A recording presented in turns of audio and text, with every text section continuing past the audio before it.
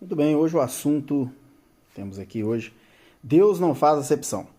Eu tenho ouvido, principalmente nos últimos meses, muito essa questão de Deus não fazer acepção de pessoas. E realmente Deus não faz acepção de pessoas, como nós vamos ver aqui nos textos da Bíblia, tá?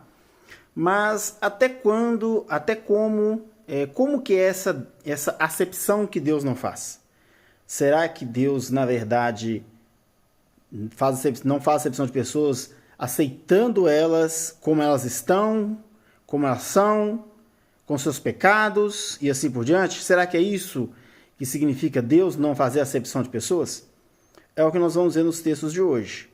Em Atos, capítulo 10, verso 34 a 35, que é o texto que já está aberto aí, está dizendo o seguinte: então Pedro, tomando a palavra, disse: na verdade reconheço que Deus não faz acepção de pessoas, mas que lhe é aceitável aquele que em qualquer nação o teme e pratica o que é justo. É importante frisar que esse texto, essa colocação de Pedro, ela se deu depois da questão da visão do lençol. Eu não sei se vocês já acompanham aqui o meu canal, eu já falei sobre isso, a visão do lençol, né? Que muitos interpretam como se fosse Deus permitindo que se comesse qualquer coisa que tem na terra, que pudesse comer todo tipo de animal, que todo mundo, tudo é permitido. Não. O texto lá, e tá aí, ó, tô até abrindo ela aí a partir do verso 9, mas é bom você ler desde o início do capítulo para você entender o verso, tá? Tem um texto aqui, tem um vídeo aqui, uma mensagem aqui que eu falo exclusivamente sobre isso. Dá uma olhadinha no meu canal aqui no YouTube, né? Que você vai ver que eu falo sobre isso e você vai entender essa visão aí. Mas aqui, voltando aqui ao texto que, né, estamos aqui falando hoje, que é o verso 34 e 35, Deus não faz acepção de pessoas, certo? Em outras traduções, eu vou até abrir aqui outras traduções para vocês verem o que significa acepção de pessoas, porque tem pessoas que não têm ideia do que seja acepção de pessoas, tá? Nós vamos ver lá, olha, algumas traduções, ó, tomando a palavra lá, na verdade reconheço que Deus não trata as pessoas com base em preferências, né? Temos aqui a acepção de novo, né? A palavra não mostra parcialidade, Deus não mostra parcialidade, né? Deus não faz distinção, muito interessante essa tradução. Deus não faz distinção entre as pessoas, para ele todas as pessoas são iguais.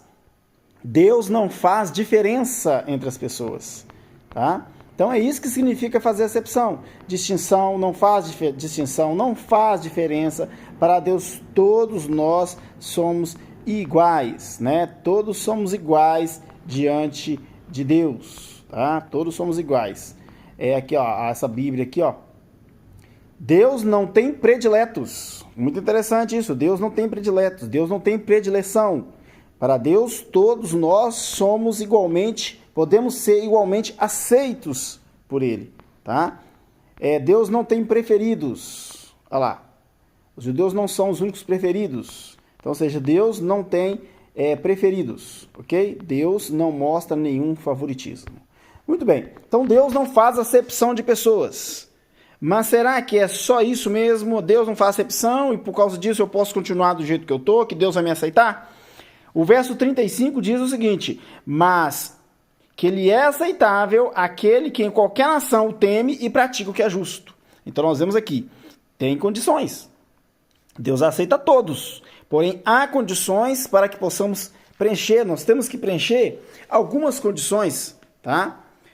Deus aceita, mas Deus não quer que a gente permaneça como a gente está. E nós vamos ver isso nos textos de hoje, tá? O segundo texto está em Romanos capítulo 2, no verso 11 em diante. Pois para com Deus não há acepção de pessoas. De novo, a mesma palavra. Deus não faz escolhas, Deus não tem favoritismo, Deus não tem parcialidade, Ele não faz distinção. Mas aí vem o verso 12. Porque todos os que sem lei pecaram, sem lei também perecerão. E todos que sob a lei pecaram, pela lei serão julgados. Pois não são justos diante de Deus só os que ouvem a lei, mas serão justificados os que praticam a lei. Então nós vemos aqui o quê? Nós vemos que existem condições. Deus aceita, Deus não faz acepção, Deus não faz distinção. Mas todos aqueles que são aceitos por Deus têm um papel a cumprir. Têm um papel a fazer. Tem alguma coisa a fazer. E nós vamos ver alguns exemplos aqui, tá? O primeiro exemplo está em Josué capítulo 2, a partir do verso 10, você pode ler todo o capítulo 2 para você entender aqui toda a nuance, todo o contexto, tá? Mas eu quero falar aqui de uma mulher chamada Raabe. Essa mulher era uma prostituta, tá? E ela vivia em Jericó. E quando Israel chegou, né, o povo de Israel chegou para conquistar aquela terra, tá? Ela protegeu 2 espiões israelitas. Ela protegeu esses 2 espiões israelitas, tá? Mesmo sendo uma prostituta, uma devassa, uma pessoa jogada à margem da sociedade, tá? Nós vemos aqui nos versos 10 e 11 qual era a verdadeira crença dela. Ela diz assim, ó: temos ouvido que o Senhor secou as águas do Mar Vermelho diante de vós, quando saíste do Egito, e também o que fizeste aos 2 reis dos amorreus, Sion e Og, que estavam além do Jordão, os quais destruíste totalmente. Quando ouvimos isso, derreteu os nossos corações como água. E em ninguém há mais ânimo algum por causa da vossa presença, porque o Senhor vosso Deus é Deus em cima no céu e embaixo na terra. Então nós vemos aqui que ela aqui mostra a fé. Ela aqui passa a crer no Deus verdadeiro. Então há uma condição. Deus aceitou? Sim. E essa condição de Deus aceitar, ela fez com que ela o quê? Reconhecesse a Deus como o único soberano. Raabe aparece lá em Mateus 1. Eu não vou abrir, mas vocês podem abrir. Mateus 1, a genealogia de Jesus. Raabe aparece lá, na genealogia de Jesus, como uma das ascendentes de Jesus. No corpo de Jesus corria o DNA de Raabe. Corria o DNA daquela prostituta, que até então estava à margem da sociedade. Mas Deus a aceitou. E ela mostrou, a aceitação a Deus, ela mostrou por meio da sua fé. Nós vemos mais uma pessoa que está aí, Ruth. Está no livro de Ruth, né? E Ruth era uma mulher moabita, era uma mulher que pertencia a um povo que odiava o povo de Deus, tá? E aqui nós vemos que Ruth, ela se casa com um israelita, né? E o israelita morre, e o que acontece? Ela, em vez dela ficar na sua terra, ela prefere fazer o quê? Ir para a terra de Israel, uma terra que ela não conhecia. Mas porque ela aprendeu a amar o Deus daquela terra. Aí diz o verso 14, então levantaram a voz, chorar. Orfa era a outra moabita que era casada com outro filho, com o irmão do marido dela, né? Orfa preferiu ficar. Porém, Ruth se apegou à sua sogra, Noemi. Pelo que disse Noemi, eis que a tua concunhada voltou para o seu povo e para os seus deuses. Volta também, tu após tua concunhada. Respondeu Ruth, não me instes para que te abandone e deixe de seguir. Porque aonde quer que tu fores, irei eu, e onde quer que pousares, ali pousarei eu. Teu povo será o meu povo, o teu Deus será o meu Deus. Então nós vemos aqui o quê? Que Ruth faz uma declaração de fé. Então ela mostra que a aceitação, que Deus aceitou ela, e ela aqui tem uma parte a desempenhar. E qual foi a parte? Exercer a fé nesse Deus que a aceitou. Ruth também está na galeria dos ascendentes de Jesus. No sangue de Jesus corria o DNA de Ruth. É o que está escrito lá em Mateus capítulo 1. Você pode ler. Nós vamos agora para o Novo Testamento. Nós vemos aqui um homem chamado Zaqueu, bastante conhecido, né? Aquele homenzinho baixinho que vivia que estava em cima da árvore quando Jesus passou. Este homem era um homem coletor de impostos, odiado por todos, vivia na margem da sociedade, né? Era uma pessoa que vivia fazendo o que era errado, era um ladrão, ok? E aqui o que acontece? Nós vemos aqui que Zaqueu ouviu falar de Jesus e ele queria ouvir Jesus falar. Ele queria ouvir Jesus falar. E aí ele subiu na árvore e Jesus falou assim, desce da árvore, eu vou almoçar na sua casa. Então nós vemos aqui Jesus não fazendo acepção de pessoas. Jesus indo almoçar e comer na casa de um ladrão. E ele foi lá comer na casa do ladrão. E aí o que acontece? Esse ladrão, ele não continua do mesmo jeito. Ele não continua do mesmo jeito. E aqui nós vemos aqui, olha, no verso 8, Zaqueu, porém, levantando-se, disse ao Senhor, eis aqui, Senhor, dou aos pobres metade dos meus bens. E se alguma coisa tenho defraudado alguém, eu lhe restituo quadruplicado. Então ele passou a devolver tudo que ele roubou. Então, ou seja, nós vemos aqui que Deus não fez acepção de pessoas e aceitou Zaqueu como ladrão que ele era, mas ele deixou de ser ladrão. Isso que é interessante. Quando Deus nos aceita, nós mudamos de vida. Não tem como Deus nos aceitar e nós permanecemos como estamos. Não tem como. Nós temos que mudar. O Senhor faz com que mudemos. Então Deus não faz acepção de pessoas, mas Ele espera de nós que mudemos nossas vidas. Deus não vai desculpar o pecador que permanece pecando. Não vai. João capítulo 8, verso 1. É o último exemplo que a gente vai seguir aqui, a gente vai mostrar, que é a mulher adúltera. O que aconteceu nesse caso? Você pode ler a João 8, de 1 a 11, eu não vou ler o texto todo. Ela foi levada pelos fariseus para ser apedrejada por Jesus, né? Eles queriam que Jesus autorizasse o apedrejamento dela. Era, na verdade, uma armação, porque a lei dizia que tinha que apedrejar o adúltero e a adúltera e só levar a adúltera. Então Jesus viu logo que era uma armação. E aí Jesus fala, o primeiro que não tiver pecado, o que não tiver pecado atira a primeira pedra. Ninguém fez isso, porque estava todo mundo em pecado mesmo, e aí saíram andando e deixaram ela lá. Agora presta atenção no que Jesus falou com aquela mulher. Versos 10 e 11.